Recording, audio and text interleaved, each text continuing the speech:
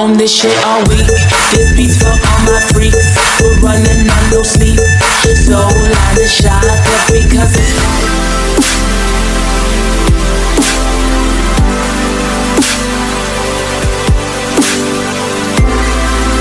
Di sini saya ingin menjelaskan salah satu wisata yang ada di Yogyakarta, yaitu situs Warungboto atau Pesanggrahan Rejowinangun yang berada di dua kecamatan berbeda, yaitu Kelurahan Rejowinangun dan Kelurahan Warungboto.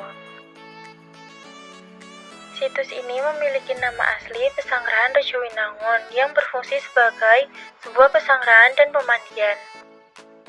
Layaknya Taman Sari, di sini pun tidak memiliki atap, hanya berupa bangunan berdinding batu yang tinggi. Oleh karena itu, siang hari begitu panas di sini. Sebaiknya berkunjunglah saat pagi atau sore hari supaya tidak terbakar teriknya sinar matahari. Jam operasionalnya sendiri setiap hari pada pukul 8 sampai 17 WIB.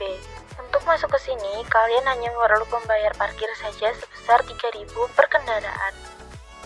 Untuk sampai tempat ini, kamu hanya membutuhkan waktu sekitar 15 menit dari pusat kota Yogyakarta.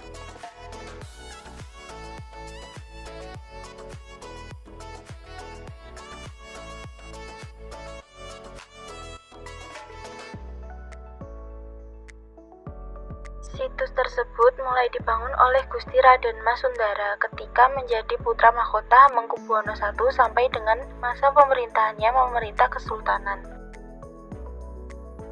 Pesanggrahan ini mulai dibangun sejak tahun 1711 Jawa atau 1785 Masehi. Bangunan situs ini dibagi menjadi dua bagian, yaitu bangunan di sebelah barat dan timur Sungai Gajah Wong. Situs itu juga dilengkapi dengan kolam, taman, dan kebun layaknya sebuah pesanggrahan secara umum. Hal ini dikarenakan fungsi berkaitan dengan kenyamanan dan ketenangan sultan dan kerabatnya.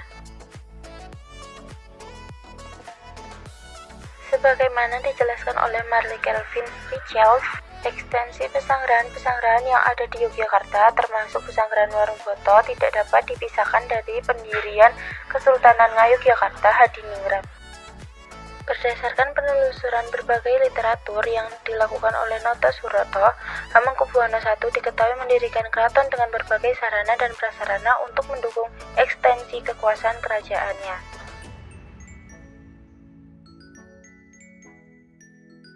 Terkait kebijakan tersebut, Purwadi menguraikan beberapa pembangunan yang dilakukan atas perintah dari Hamengkubuwono I.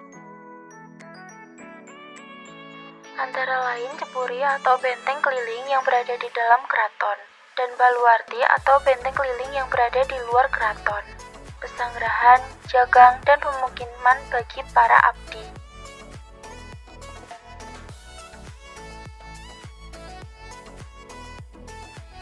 Pembangunan yang dilakukan oleh Hamengkubuwono I itu lantas diteruskan oleh Gusti Raden Masundara atau putra kelima Hamengkubuwono I dari Permaisuri Gusti Kanjeng Ratu Hageng atau GKR Kadipaten yang kemudian naik tahta dengan gelar Hamengkubuwono II. Ketika menjadi putra mahkota sampai dengan masa pemerintahannya pemerintah Kesultanan, dia sudah mulai membangun beberapa pesanggrahan, yaitu Pesanggrahan Cendonosari, Pesanggrahan Kanigoro, Pesanggrahan Kuarasan, Pesanggrahan Nodioketawang, Pesanggrahan Madiotawang, Pesanggrahan Ngerjokusumo, Pesanggrahan Palemsewu, Pesanggrahan Pengawet Rejo, Pesanggrahan Purworejo, Pesanggrahan Rejokusumo, Pesanggrahan Samas, Pesanggrahan Sanupa. Hal inilah yang menyebabkan dirinya disebut oleh Wycliffe sebagai raja pembangunan besar dalam tradisi seorang raja Jawa.